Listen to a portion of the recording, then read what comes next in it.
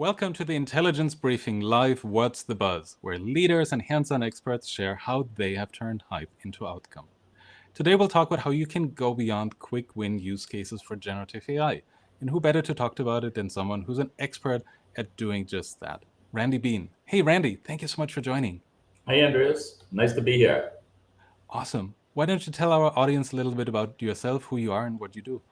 Yeah, I've been at it a long time. So I spent 4+ decades in basically the data space, now the data and AI space. Worked with a major bank, and at that time I was trained as a COBOL and assembler programmer, and I was working with all this data. And I said to the executives of the organization, I said, "What do you do with all this data that you have?" And they said, "Well, the regulators make us hold on to it for 8 years, and then we're allowed to destroy it." And I thought, like, what? And it was really from that time forward that I got interested in data. So I spent some time with a database marketing company, a pioneer in that space, now known as CRM, ran their North American financial services database marketing practice, went out to Silicon Valley in the internet era and did 2 venture-backed startups. And then in 2001, I launched my own firm, New Vantage Partners, which I ran for 21 years until sold it to French Paris-based global consultancy, Wavestone, in December of 2021. And along the way, I've done a lot of writing and speaking. So when big data raised data into prominence in the C-suite and with boards, I started writing for the Wall Street Journal for 2 years. Have continued that with Forbes, and then am a regular contributor to Harvard Business Review and MIT Sloan Management Review, and also wrote a book during COVID, Fail Fast, Learn Faster, Lessons in Data-Driven Leadership in an Age of Disruption, Big Data, and AI.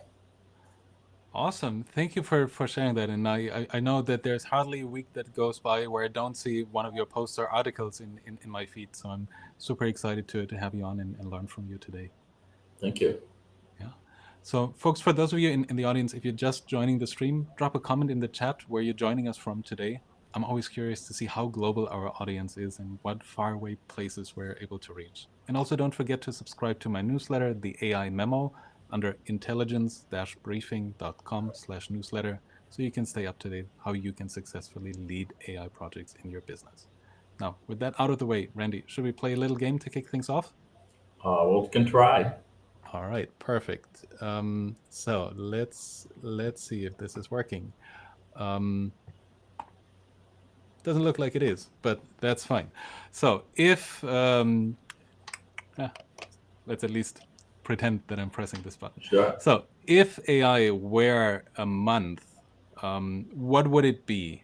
I give you 60 seconds to come up with an answer. If AI were a month, what would it be? That's funny. I was going to say December, but I have no reason or rationale for that. Yeah. Do you think it might be because people are already talking up the next AI winter and unmet hopes and dreams? Well, thank you for answering that for me. I don't know. Let's see. Well, actually, there's a reason. It's Yeah. at the end of the year, and that always represents the start of a new year. And with AI, when people say, what's happening with AI, I just say, wait until, 2 weeks from now or 3 weeks from now or the next month, because it'll be something new, most likely. Exactly. Yeah. And you never know, what's that perfect storm that's brewing there. So got it. Perfect. Thank you for answering that on the fly. Now, you already said that in the introduction, you've been working in this data and AI space for more than 35, 40 years.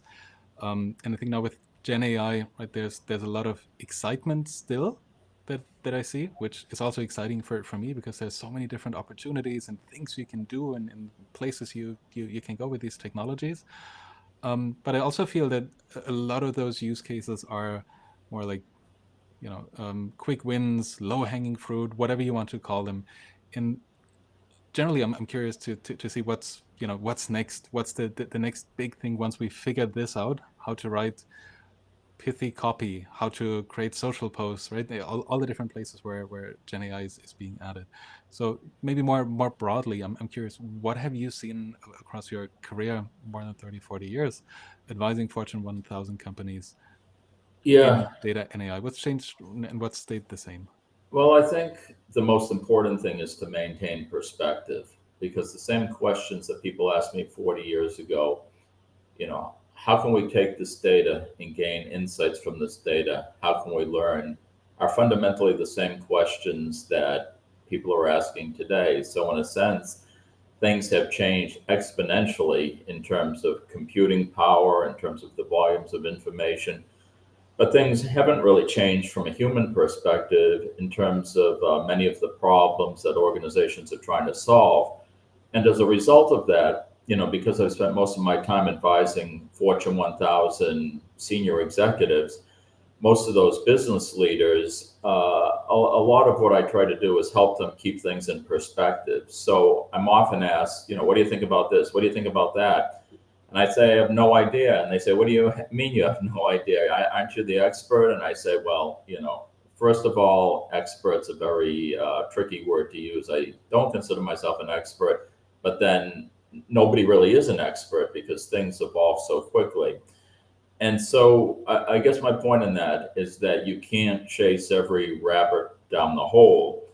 And for me, working with Fortune 1000 organizations, the test I've always used, I call it the critical mass test. In other words, if one organization asks me about something, or two or three or four, it starts to get on my radar screen a little bit, but it's not until 50 organizations are asking me about it that I say, now this is something I should seriously take a look at and develop a point of view and perspective on. So I think that's one of the things that I'd say. And these days I'm attending a lot of AI events, a lot sponsored by universities.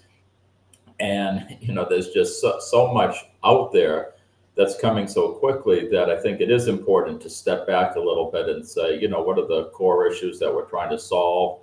How can AI be used for the betterment of humanity? Keeping that in mind. So I could go on, but those would be a few comments.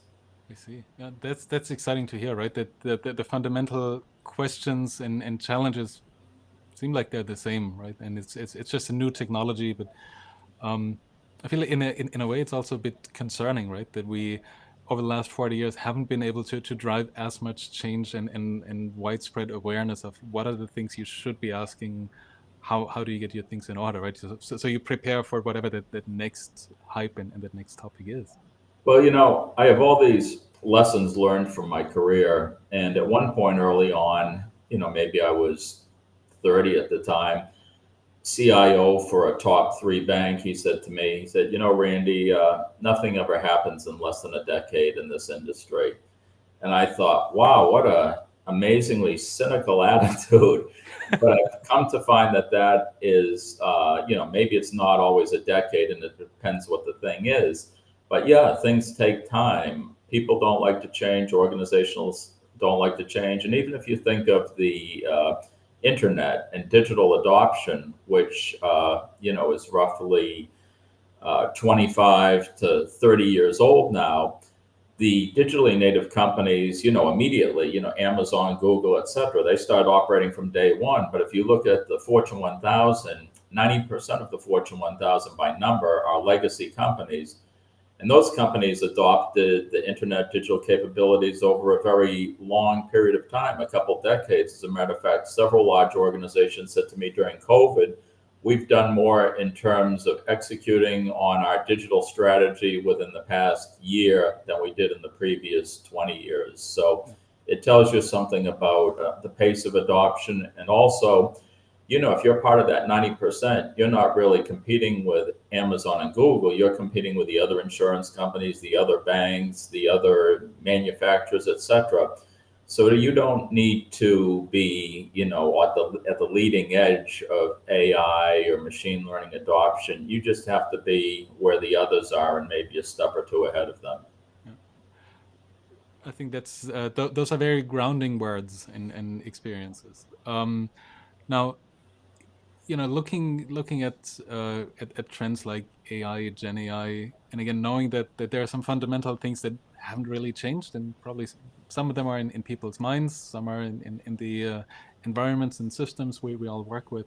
What would you say are some of the greatest challenges to success in data and AI, and to moving to that next level exciting high value use cases, if you will? Yeah, I could answer that a few different ways, but what I think I'll do now is there's a survey that I've been conducting for the past 12 years, and it's come to be, not by design, I guess, just by attrition and survival, kind of the longest running benchmark of Fortune 1000 data and analytics and AI leaders. So I've been conducting this for a dozen years, and I'll just share some of the data with you. So this year, some of the questions we asked: are investments in generative AI a top organizational priority? 62.3% said yes. So that's pretty good.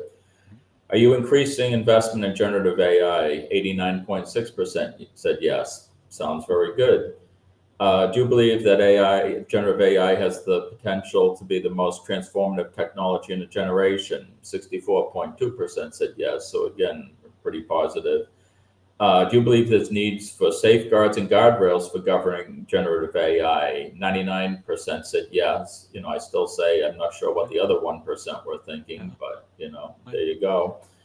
Are the safeguards and guardrails in place at your organization today? 62.9% said yes. So, fair amount of work to be done.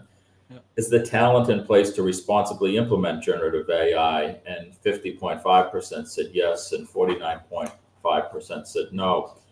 And just a few other pieces of data that we can talk a little bit about more about if you're interested in. We asked about the state of generative AI implementation efforts. So 60.4% said they were at the experimentation and testing stage. 24.5% they were implemented in limited production. 6.6% said they were at the planning and design stage. Only 4.7% said implemented in production at scale, and 3.8% said not in use at all. Right. And then just the two other things. We asked what was the primary business opportunity created by Gen AI, and 49.1 said achieving exponential productivity gains, not unexpectedly. 23.6% said liberate knowledge workers from mundane tasks, and 22.6% said improve customer service and experience. And then on the negative side, we said what are the primary risks. 44.3% cited spread of misinformation or disinformation, 23.6% said ethical bias, and 5.7% said job loss and job displacement. So, that's some data to chew on. And like most things, you can view it as kind of half full or half empty, depending upon the lens that you see it from. Thank you for sharing those details, and especially what you mentioned. It's been such a long running benchmark across Fortune 1000. The one thing that I think stands out for me is it's not super surprising, I think, given where we are in the industry. But I think what makes it really tangible is the breakdown of hey, we're experimenting with this. We are putting this into pilots. We've rolled it out, and it's at scale. I think that's a very narrow funnel towards the end. So, but I mean, still good to see, because I feel last year there was a lot of talk, a lot of hype. Everybody got excited about these things. Let's try it out. Let's see what we can do. And I'm curious to see how it shifts over the next 1 or 2 years, assuming that we'll see more moving towards this. We're adopting it at scale phase. And then also the other point that you mentioned, where are the opportunities? Customer service, knowledge work, productivity. I mean, just looking at how many emails we send each other in a large corporation on a given day, or messages, or where information is scattered across different SharePoints, portals, documents. I think there's a huge opportunity already to begin with, right? And that's just the tip of the iceberg that we're seeing above the waterline. Yeah, I mean, I think this is very much a work in progress, and we're all both witnesses and participants at the same time. For example, generative AI, I guess, was introduced in the fall of 2022. So as we got into 2023, I had a lot of people asking me, what do you think? And I was like, well, first of all, I'm just trying to understand what it is. But there were I characterized it as two sets of people. There was a lot of normal people too. There was people on the one hand that said, oh, isn't this incredible? AI will be able to do magical thinking and all this type of stuff. And I'm like, ooh, And then on the other side, there were people coming up to me and saying, wow, you're evil. You're associated with artificial intelligence, and artificial intelligence is going to destroy mankind and put everybody out of a job. How do you sleep at night? And I was like, oh, back off. And so it was still a work in progress. I was trying to factor all these things in. And then I had the opportunity in October of 2023 to attend the Wall Street Journal Tech Live event in Laguna Beach. And it was about 200 folks. And interestingly, Sam Altman was there as the keynote speaker, 𝗵𝗵𝗀𝗄𝗏 𝗵𝗵𝗱𝗆 from the Stanford AI Institute, Mustafa Suleyman, who's now the Microsoft AI head. And listening to these folks, I came away with a big takeaway, and that was that it doesn't matter whether you love AI or you hate AI, it's inevitable. And it's going to be one of the most transformative technologies in at least a generation, if not several generations. Now, I was at an event at Harvard Business School last week, and they had some really exciting and brilliant panelists. But I was telling somebody yesterday, I don't know how many times, because I made a check every time I heard this, distinguished PhDs, top leaders, C-suite leaders in industry, and they were saying, AI is the biggest thing in the history of mankind. and I heard that probably at least 4 different times. And I just thought, back to that point about perspective, really, maybe there is a 2% chance, or maybe there's a 6% chance. Who really knows? But isn't it kind of early, and isn't it kind of limited information? And have you actually ever read history or thought about how most of the things in the environment came to be? So there's this exuberance that is healthy, but there's also sometimes an over exuberance that clouds things. And sometimes when you have over exuberance, it leads to backlashes, skepticism, and things of that kind. So I think all of these things are going to come into play. And that's why I think it's important to try to keep a level head and one's feet on the ground and try to put things into perspective as much as one possibly can. I think that's a great way to frame it, right? There is indeed so much excitement and still so much hype in the industry. I feel, just look at yesterday's announcements of GPT-4o and multimodal models and all the new things coming out.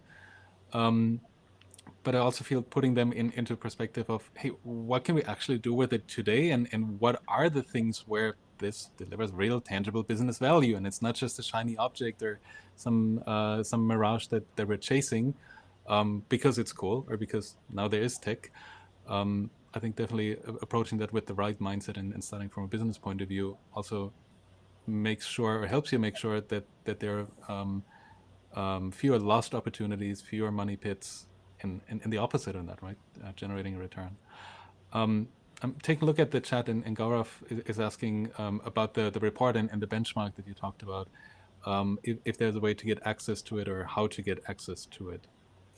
Yeah, the survey is well, you can go to actually my site, Randy Bean Data, and it has all the articles I've written and the book I've written, but it also has research, and you can access the 2024 survey as well as all of the surveys for the previous 12 years, assuming the older ones, the links aren't broken.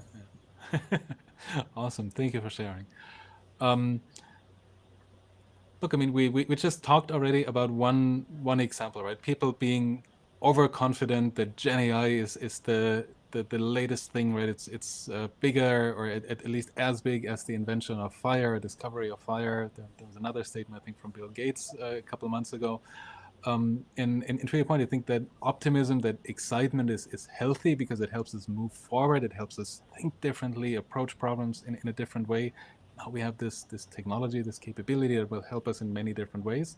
But we also, I feel, all still figuring out what can we actually use it for, and where is it useful, and where should we invest, so we're not over investing in things that we can solve with statistical models, for example, right? These kind of things. Yeah. I'm wondering, I'm wondering what are the challenges or opportunities that you see customer or organizations facing when they use Gen AI? Yeah, well, let me speak to your previous point. Yeah. So I've moved much more into the camp of being a techno optimist, but a techno optimist with, certain constraints and so forth. And, I'd also qualify that by saying that, for example, in my family, I'm absolutely the last person to adopt any new technology, which I don't think is necessarily a bad thing. In business, I felt it's made me a proxy for the mainstream. In other words, until I start to see tangible benefits, tangible value, and it becomes prevalent enough, I don't really go there. You have a limited amount of time, and unless you're just somebody that plays with all the latest technology, you have other things to do. But where I'm really interested in these days in particular is the use of AI in terms of enhancing medicine and healthcare and human life. And I was at an event last September where some doctors from Harvard Medical School got up and they said that for certain classes of illnesses, the AI that they were using was predicting or diagnosing patients with 90% better accuracy than their physicians. And most extraordinarily, when communicating and writing and so forth, the AI capabilities appeared more compassionate 80% of the time. And so I've been exploring that ever since then. My wife was in healthcare and I texted her at the time. I said, "Is this possible?" And she says, "I'm sure, no doubt about it, having been there and lived that."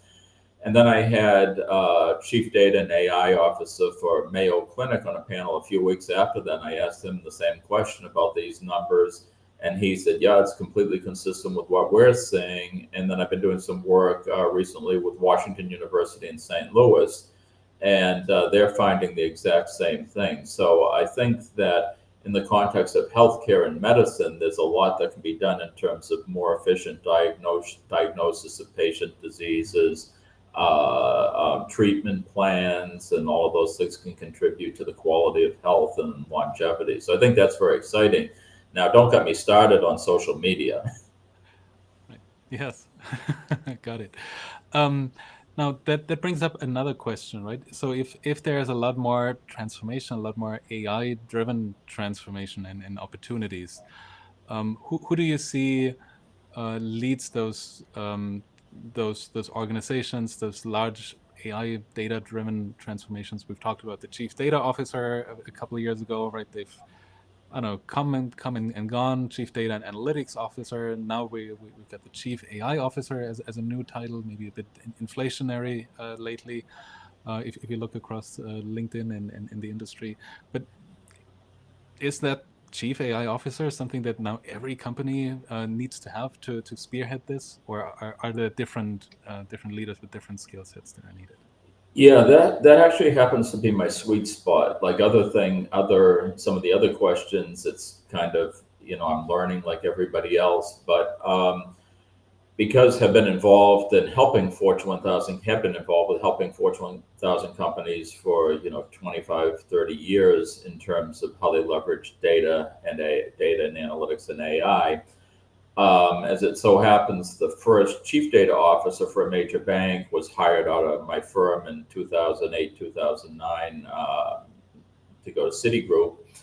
And so we started working with a range of organizations to help them define and scope what the nature of that role was. And we put in interim chief data officers at a number of the organizations. And so, have really seen the role evolve from a defensive role to a more offensive role and bringing in the analytics and so forth.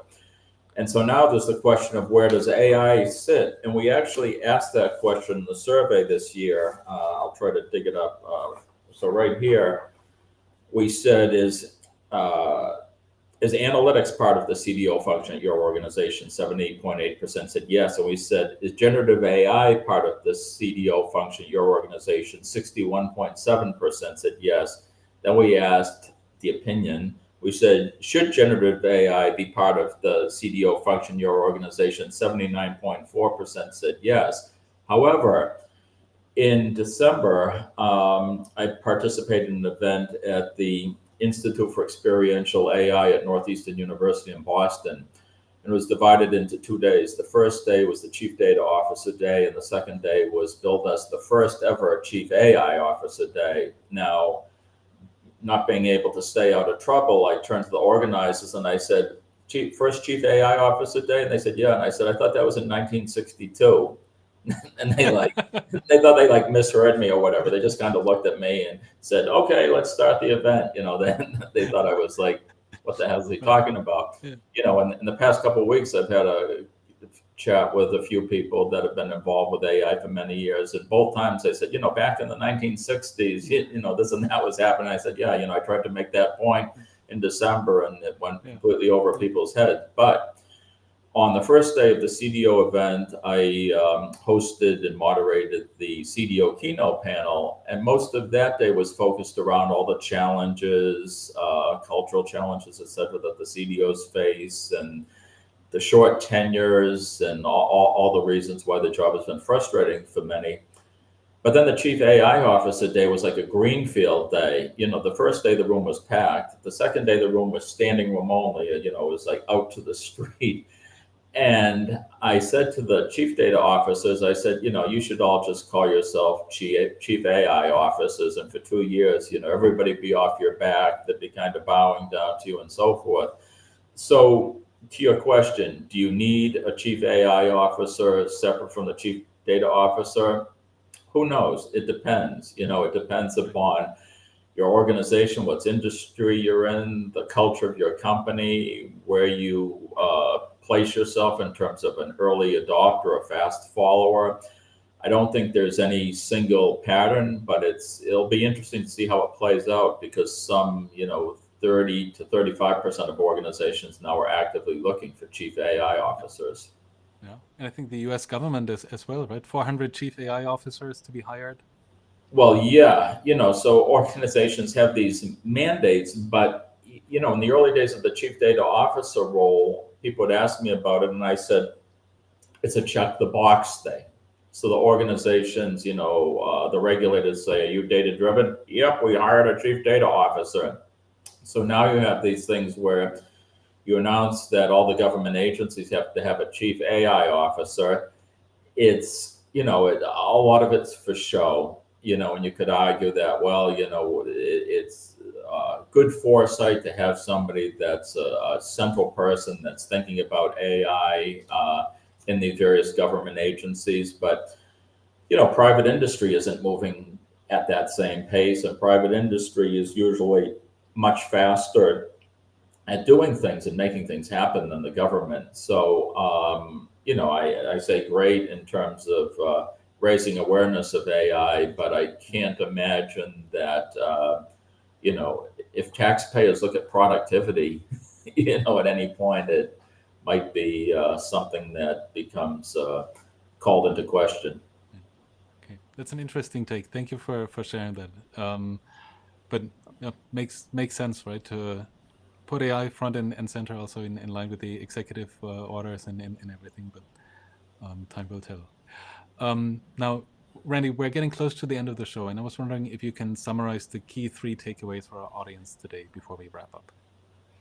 Yeah, I think that, as I've mentioned throughout, the importance of perspective and realism, that organizations adopt technologies and change their processes, and they do it in a phased manner that's thought through relative to the businesses that they're in. So these things don't happen overnight.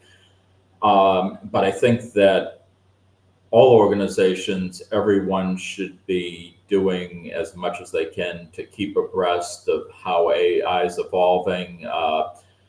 At the Wall Street Journal Tech Live event, Sam Altman talked a lot about artificial general intelligence, supposedly meaning when a machine can do any cognitive task better than a human.